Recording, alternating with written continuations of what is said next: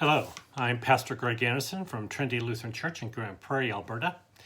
And this is the fourth in a series of sharing our Lenten journey. Today I'm going to be reading a scripture from this previous Sunday, a scripture I did not preach on, and then share with you some thoughts and a reading. The passages from the book of Joshua. It's not a book we read from in the lectionary over the 3 years. Joshua does not appear very often. And so this is the reading from the past Sunday. The Lord said to Joshua, "Today I have rolled away from you the disgrace of Egypt, and so this place is called Gilgal to this day." While the Israelites were camped in Gilgal, they kept the Passover in the evening on the 14th day of the month in the plains of Jericho. On the day after the Passover, on that very day, they ate the produce of the land, unleavened cakes and parched grain. The manna ceased on the day that they ate the produce of the land, and the Israelites no longer had manna. They ate the crops of the land of Canaan that year. Now, in our contemporary world, there are some issues with this taking of the Holy Land. When the Israelites, the Hebrews, entered the Holy Land, there were people there. But those issues aside, what I want to look at is this end of the provision of the exile. As the people were wandering in the wilderness, they complained that they had a lot of food in Egypt, which wasn't true. History, we always revise history in our head. But they needed food, they needed provision, and so God provides. Each morning they would wake up and there'd be manna, this kind of edible substance in the wilderness, and they would gather it up. They'd have enough for that day. Then on the, for us to be Friday, they'd have a double portion so they didn't have to gather on the Sabbath. And then they had quail in the evening. And so there was provision. There was food, and this manna sustained them. Now, what we have here is once they enter the promised land and they eat the food that's there, the manna stops, like suddenly. They ate the crops, the provisions of that place. On the day after the Passover, on that very day, they ate the produce of the land, unleavened cakes and parched grain. The manna ceased on that day that they ate the produce of the land. Over. Nada. No more manna. They go from manna to no manna. No produce of the land to produce of the land. It's very abrupt. Now, we know it's a sign, right? It's a sign that they've arrived. They are no longer wandering. They are no longer wandering in the wilderness. They have arrived. But it's abrupt. It seems abrupt, and for some of us, change. Yikes! Quick change is scary. Now we are presently in a time of what for some of us feels like quick change. Here in Alberta, the COVID protections have been lifted, and so outside of healthcare institutions, things are kind of normal. But are they? It's a bit like traveling at a high rate of speed. You go from 100 kilometers an hour to suddenly a sign comes up that says the speed limit is 50. It's like, whoa, wait, hold it. And so you have to stop pretty fast, and it's jarring, it's surprising, and this is, for some of us, has been jarring. When I go to the store, I still mask. I was in a store yesterday, and I was one of 2 people with a mask on. I will continue to mask. Fortunately, I haven't run into any kind of Walmart situations. Nobody screamed at me. Nobody's even looked twice at me that I'm aware. One person, another person with a mask in the store did look at me and go, "Sup?"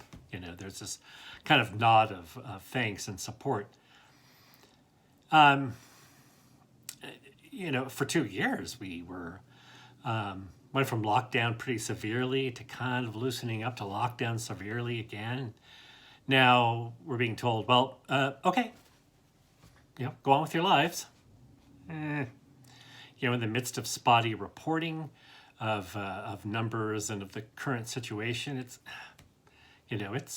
I mean, don't get me wrong. I want normal back, but I don't know. As I said, it's jarring. Some people have jumped in with both feet. I mean, oh, wonderful, it's off. I don't know. That kind of sudden change, even good change, can be stressful. And so I guess my message is, if you're stressed about the change, it's okay. It's normal. You're not crazy. You are, acting the way you're reacting. And part of it, I think, has to do with the 2 years. I think we're tired. Regular life has happened through this period of time. The pandemic has been in addition to, and has added stress to, normal stuff, normal illness, normal life passages. And, even the good stuff has been altered, has changed by all that's gone on. So, here we are.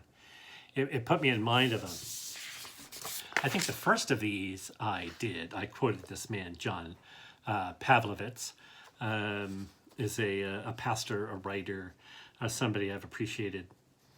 At the beginning of March, he put out a posting called, "You Should Be Weary Right Now." And I'd like to read this to you. Again, these are his words. John Pavlovitz, I'll put his name in the description below, and it's from March 7th, 2022. And again, called "You Should Be Weary Right Now." You should be weary right now. If you are, be grateful. It is a good thing. That weariness is confirmation that your heart is working properly. It is your humanity responding to so much inhumanity around you. It is evidence of your goodness still fighting to feel useful. Your heavy fatigue is the internal alarm of an empathy that will not allow you to proceed unaffected while so many grieve here, while war rages halfway a world away, while the planet burns, while there is so much brokenness in the place you call home. To not feel any of that would be a red flag. To not be brought to tears now and again would be a far more worrisome condition. To not occasionally be leveled by the sheer volume of the burdens in your orbit would be a symptom of a far greater sickness within you. It would mean that, like far too many people around you, someone else's pain is no longer of consequence to you. It would mean that you had learned how to anesthetize yourself from the suffering in your path, that you no longer felt emotionally tethered to other human beings. You being perfectly fine would be a dire diagnosis. And that would be a far greater tragedy than all of the sources of your sadness, because it would mean that these days have claimed yet another compassionate human being and allowed apathy to supplant the space where empathy should reside. It would be proof that one more person joining the ranks of the willfully oblivious. Listen, friend, I know that giving a damn is the more perilous path, which is why so many refuse to take it anymore. It is the treacherous journey that will keep you up at night, the one that will furrow your brow and bring you to tears and frequently break your heart. But there is no other worthwhile way to live. You are better because of the weariness, more human as a result of your soul's fatigue. The challenge is not to be so completely overtaken by it that you lose the ability to care, that you finally reach the threshold of what you can safely bear, that you fall and cannot get your feet again to enter the fray. You expiring early is not the object here. Becoming a martyr of your own heart isn't the goal. You being here a long time and caring a great deal is. So, I want you to take care of yourself. Withdraw into the places of stillness and silence that give you rest. Nurture your mind and your body with good things, with music and art and food that give you joy. Shield yourself with prayer or meditation or exercise. Surround yourself with people who, too, care deeply, so that you are reminded you are not alone. Hydrate and sleep, and be selfish about maintaining something of a balance between the burdens of the world and your ability to carry them. But don't expect you will not still be tired much of the time, that your heart rate will not sometimes rise so loud that you hear it in your head, that you will not temporarily be brought to tears and to your knees. You may be tempted to envy those who don't seem to care because of how easy it seems for them to resist that.